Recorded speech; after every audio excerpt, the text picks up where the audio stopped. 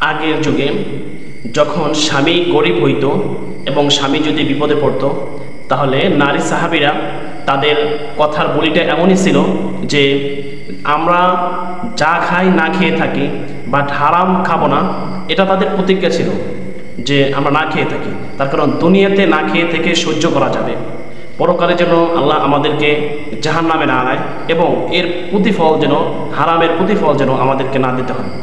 আর আমাদের বর্তমানে স্বামীর প্রতি স্ত্রীর যে হক এবং স্ত্রী যে স্বামীকে যে উদ্বুদ্ধ করবে, যে স্বামী কি অবস্থায় কোন অবস্থায় আছে সেটাকে সে না জানে এবং সেটাকে না ভেবে তিনি তার প্রতি আরও প্রেশার চাপিয়ে দেয় যে আমার ওই জিনিসটা লাগবে, ওই জিনিসটা লাগবে।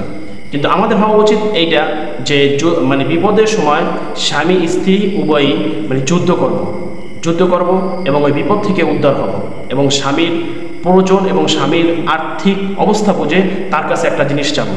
কিন্তু এমন যেন না হয় যে আর্থিক অবস্থা যতটুকু আছে তার চাইতে বেশি চাই রয়েছে।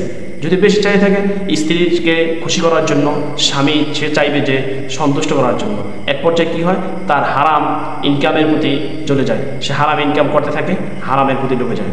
আমাদের এমনই হওয়া উচিত প্রত্যেকটা পরিবারের নারীদের যে সে হালাল ইনকাম করো এবং হালাল রিজিক আমরা খাবো, আল্লাহ যেন পরকালে আমাদেরকে একাত্রে জান্নাতে দেন।